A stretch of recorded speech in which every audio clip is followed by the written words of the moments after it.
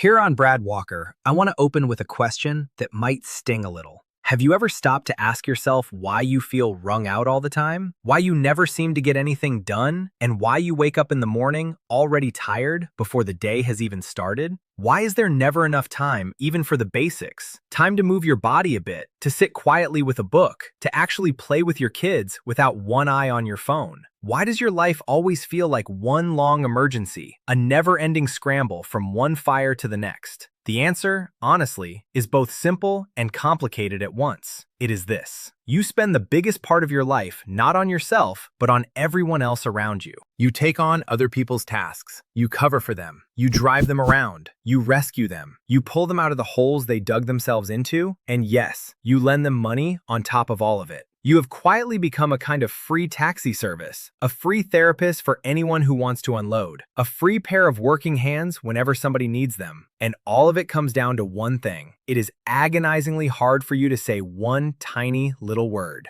No. And if we are going to be even more honest with each other, it is because you have become, whether you like the sound of it or not, a convenient person. Maybe you do not want to admit that. I did not want to admit it about myself for the longest time either. But there it is, plain and true. And you know what the most painful part of all this is? Somewhere deep down, you have quietly convinced yourself that all this modesty, all this self-sacrifice, all this endless patience is going to be rewarded one day. You believe that sooner or later, people will finally notice that you are the one who always comes through, the one who can be counted on, that you are a kind, decent, good-hearted human being. But let me hand you a hard truth about the world we actually live in. The people on the other side of that arrangement almost always read it in a completely different way. Deep down, what they are really thinking is something like this. Oh, that one over there? That person will never say no, which means you can lean on them. You can pile things on them. You can, to put it bluntly, ride them for as long as you like. And here is what is genuinely fascinating. So many of us were trained to be these convenient, agreeable people from the time we were very small children. Do as you are told. Do not talk back. Read the mood of the grown-ups in the room and adjust yourself to it. That got treated as an incredibly important skill. Sit up straight and behave perfectly whenever the neighbors came over, because heaven forbid they go home and think something less than glowing about you. A great many of us were simply raised on exactly that model, molded into being pleasant and unobtrusive above all else. But here is what matters now, and it matters enormously. You are a grown adult today, and that means you now have the full right to decide for yourself what rules you are going to live by. You get to decide how people are allowed to treat you, and just as importantly, how they are absolutely not allowed to treat you.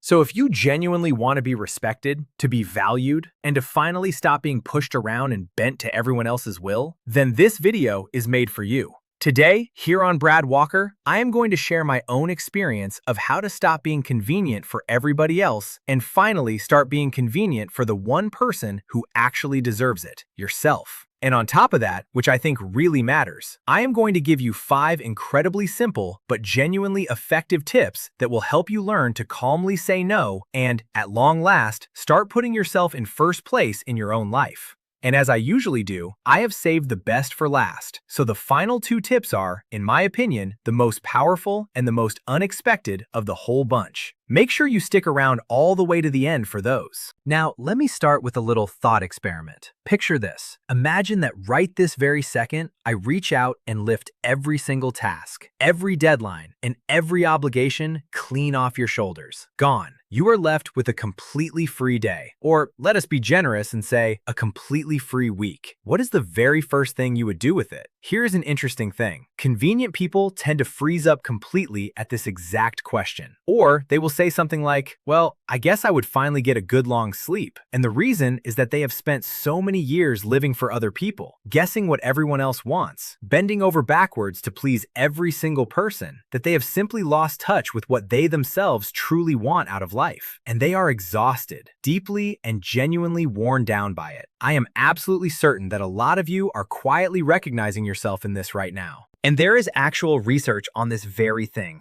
There was a survey run by a well-known research organization that regularly studies public attitudes, and the findings were striking. Almost half of all adults, right around 49%, openly admit they have a tendency to please others at their own expense. And here is the interesting part. This is very often the exact reason people first walk into a therapist's office, hoping to learn how to set their own personal boundaries. You have all heard that phrase 1,000 times by now. But here is what usually happens next, and it is a trap in its own right. The person who spent their entire conscious life being convenient and then suddenly decides to change all of it overnight very often swings straight to the opposite extreme. In that same moment, they turn harsh, rigid, impossible to reason with. And I can practically guarantee you have met a person exactly like this at least once. They go to a therapist a single time, and that very same evening, their whole worldview flips upside down, and they start aggressively demanding their rights. Now, everyone around them is violating their precious personal boundaries. In every single person near them, they suddenly see a manipulator, a narcissist, an abuser. All of those very trendy and convenient labels. This person usually torches every relationship they have, marches into work to demand a raise 10 times bigger than what is reasonable, does not get it, and quits in a huff, declaring that nobody around here appreciates their true worth.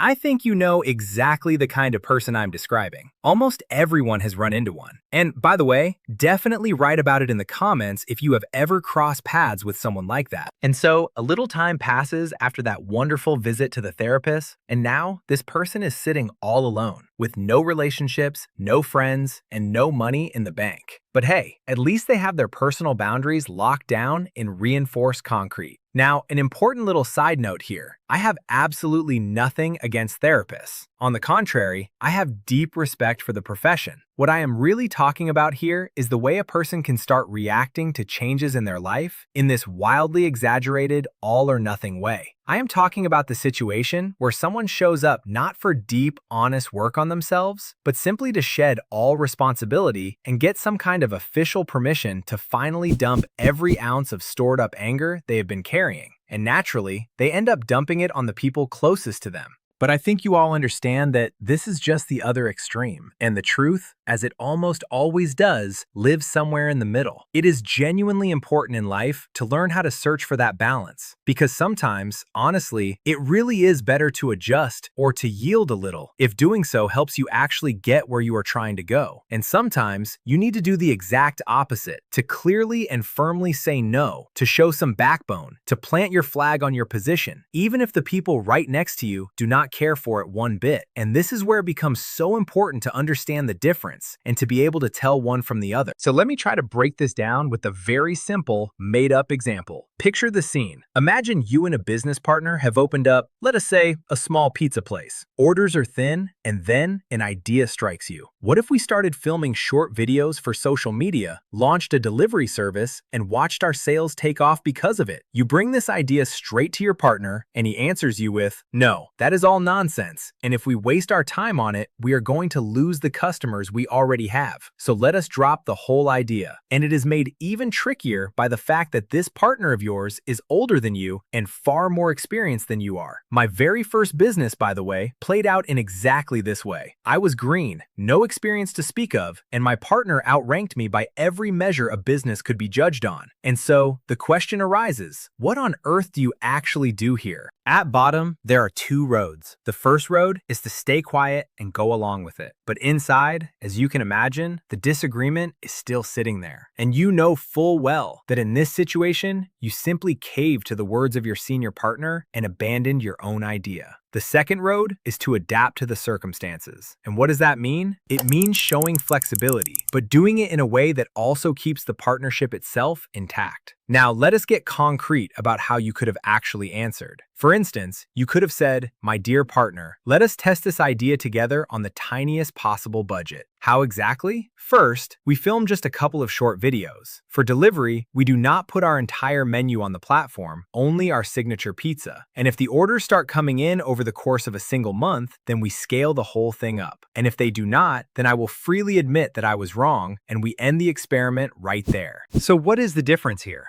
The difference is that in the first case, you simply stayed silent, and in doing so, you bent. In the second case, yes, you changed. You modified your original idea, but you actually put it into motion and you got some kind of real result out of it. I think you can clearly see the difference between snapping your own inner backbone and folding versus becoming a little more flexible and adjusting to the circumstances in front of you. There is a good phrase for this. Convenience kills you, flexibility grows you. Something very close to that is what Nassim Taleb wrote about in his book on anti-fragility. And it is exactly this idea that the ones who survive are not the strongest, but the ones who know how to adapt to the world around them. And this whole business of showing flexibility is genuinely important across all sorts of areas of life. It applies to your career and your business, of course. It matters to a certain degree in your family, in your relationships, in your friendships too. My own favorite examples in the reality we are living in right now tend to come from watching how people either move with a rapidly changing world or refuse to.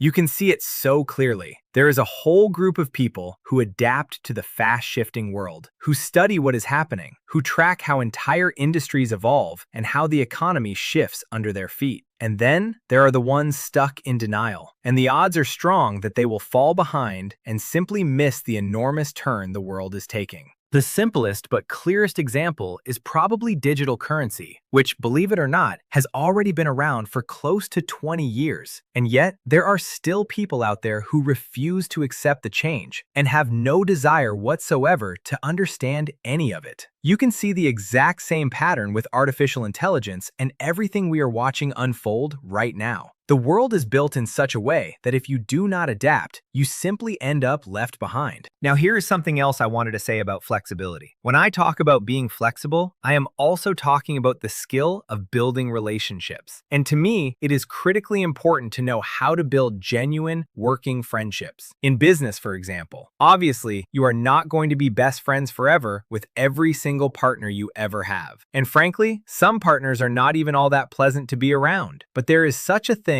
as the skill of getting along for the sake of the work. And honestly, there is nothing wrong with that, no matter how some people might want to frame it as something cynical. Because in reality, it is an extremely practical thing. The ability to find common interests, common topics, some thread that connects you, so that together you can actually build something. And that is more than enough. And once again, it is so important here not to slide back into convenience, into folding yourself up to please a partner, to make yourself look like the perfect, agreeable, low-maintenance dream. Because usually, that only pulls you further away from your own goals. And in every one of its forms, it is a genuinely dangerous thing. Let me make this easier to grasp with an example from my own life. If someone comes to me wanting to partner up on something, and I can see this person is, that soft, agreeable, pushover type who is desperate to please me, I will never in my life do anything with them. Because for me, that is a guarantee this is a weak partner, which means they have no opinion of their own, no character, no real position, which means there will never be that magic where 1 + 1 = 11. Instead, they will just multiply every one of my resources by 0. Or take another case. If a person like that comes in to join the team, and you can instantly tell they are the convenient type, and trust me, you can always spot them fast, I believe you must never, under any circumstances, start that collaboration. Because from experience, I know it never leads anywhere good. It only ever leads to conflict. Because how does a convenient employee actually operate? To your face, they are sweet and fuzzy and endlessly agreeable. Behind your back, they are forever complaining, spreading gossip, quietly tearing the team apart. On paper, they are working toward the company's goals, but the thought running through their head is always, just wait until I take my vacation. Everything will fall apart, and then they will finally see how valuable I really was and give me the appreciation I deserve. Or that person simply starts running out of steam ahead of schedule. They feel unappreciated, they stop trying, and in the end, they just get let go. And the exact same thing plays out in that person's relationships. First, they adjust and sacrifice themselves and quietly stockpile their resentment. And then one day, they explode, dumping out a whole itemized list of grievances, and it escalates into a screaming match, or maybe even a divorce. Even though, as you can see, if that person had spoken honestly about their wants and their feelings from the very beginning, the whole thing could have turned out completely differently. But no, they stayed silent, they adjusted, they were terrified of the conflict at the start, terrified of looking inconvenient, and in the end, it swelled into a far, far bigger problem. And I think these examples show especially vividly just how inconvenient a convenient person truly is. And they also show why sometimes standing your ground, doing right by yourself, and most importantly, the ability to refuse is the very best thing you can do, not only for yourself, but for every single person around you.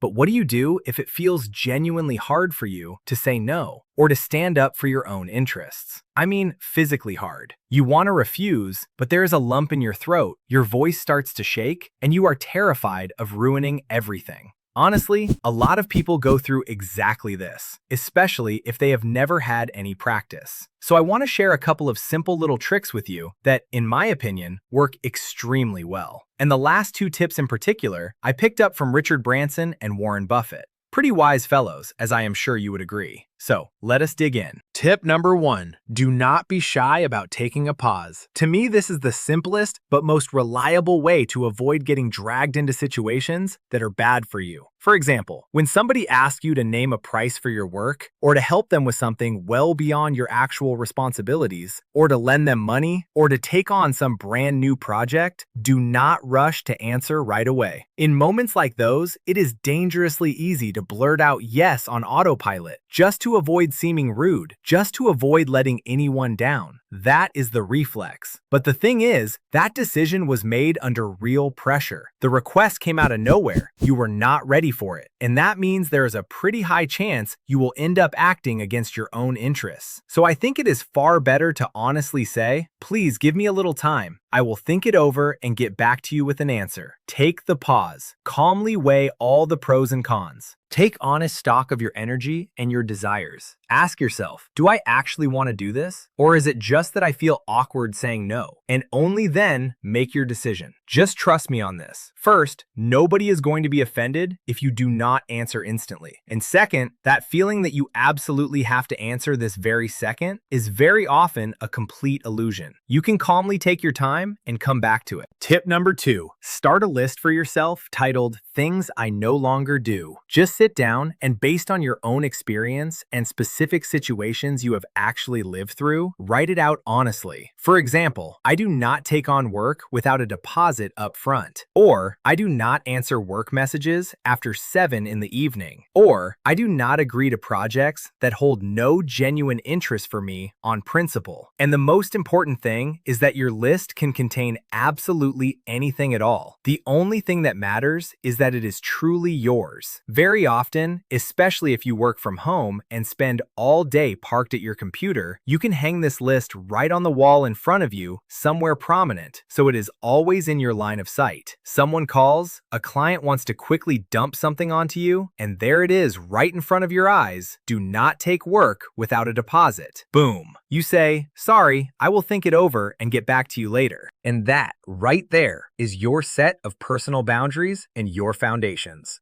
Or, for instance, if you keep running into the problem of people at work constantly offloading their tasks onto you, you can calmly raise the issue of having your specific duties and zones of responsibility written directly into your contract. Actually, it just occurred to me that it would be great to also make the opposite list, the one titled Things I Do, where you actually spell out where you keep your focus, where you are heading, and you literally lock it into your schedule. When you go to the gym, when you watch podcasts that grow you, when you study finance, history, politics, and so on. Because if your schedule already has time for yourself written into it, then there is a far greater chance you will not cram anything extra in there, and you can simply glance at the schedule and honestly say, sorry, I cannot today. I already have other plans. Let us keep going. Tip number 3, start collecting rejections. This is a fantastic technique, and I picked it up from a man named Jia Zhang, who deliberately set up an experiment for himself, deciding to rack up 100 straight rejections just so he could stop being afraid of the word no. How did he pull it off? He walked up to people with the strangest, most outrageous requests imaginable. For instance, he walked up to a police officer and asked to take a ride in the patrol car, which, as you can imagine, went about how you would expect. Or he walked up to a stranger in a cafe and asked if he could take a bite of their burger. And as you can guess, in the overwhelming majority of these situations, he was, of course, turned down flat. But the entire point was precisely to live through the rejection and see with with his own eyes that it is not the end of the world. Now, as you understand, I am not suggesting you go to those absurd lengths. You do not need to take it that far. Just set yourself a small challenge. Over the course of a single week, deliberately go collect at least a couple of no's. How? You are in a store, standing at the register, ask for a discount. Or invite some well-known person who inspires you out for a coffee. Or, I do not know, just propose something wildly, mega unusual to a friend. And you will very quickly become convinced that the world did not collapse, your relationships were not ruined. And most importantly, it will become easier and simpler for you to start saying no to others. Because fear disappears the moment you meet it face to face and live through it in the flesh. So go, give it a try. And once you have, definitely come back and write your feelings about it in the comments. I am certain that both I and, honestly, plenty of the other folks here will find it genuinely interesting and useful to read about how it went for you. All right, moving on. Tip number 4, the rule from Richard Branson. He says that the main thing in the ability to say no is to not make excuses for yourself. And the truth is that we very often feel like we owe the other person an entire epic poem of explanations for why we cannot, why it is inconvenient, why it worked out this way, and on and on. But in reality, it is all so much simpler than that. If you do not want to, just say no, calmly, respectfully, without any long-winded justifications and apologies. Thank you for thinking of me, but I am not up for it. That is it. That is enough. And believe me, nobody is going to demand some detailed report from you, but that feeling of freedom and confidence shows up in you instantly. And now, let us wrap up our whole topic with one simple but genuinely powerful thought, one that was once put with beautiful precision by none other than Warren Buffett. Here's what he said: "The difference between successful people and truly successful people is that the truly successful ones say no to almost everything." And what does that mean for every single one of us? It means that every one of your yeses, the ones you give out of fear or duty or plain old habit, is a no to yourself. A no to your own desires, your goals, your dreams. And for as long as you keep choosing to be convenient for everybody else, smoothing things over, adjusting yourself, doing other people's work out of the pure goodness of your heart, your own life is quietly slipping by right past you. And the saddest part of all, you know what it is? There is no medal waiting for you at the end of it. No prize, no bonus. Nobody is even going to say thank you for the fact that you endured it all, that you failed to refuse when you should have, that you never asked for anything, that you never once chose yourself. On the contrary, they will just keep piling more and more onto you. So say yes to yourself. And then, honestly, you are going to be amazed at how quickly the world starts arranging itself around you, instead of the other way around. My friends, if it mattered to you to hear these words, if they landed somewhere deep in your heart, then please share it in the comments. Tell me which realizations hit you and which techniques you are taking with you. I read every single one, and your feedback genuinely inspires me and gives me the energy to record new videos. So do not hold back. Write to me. And if you are new here on Brad Walker, and you want more of this, subscribe and stick around as we grow this little community together. Thank you for your trust, my friends. Until we meet again, take care.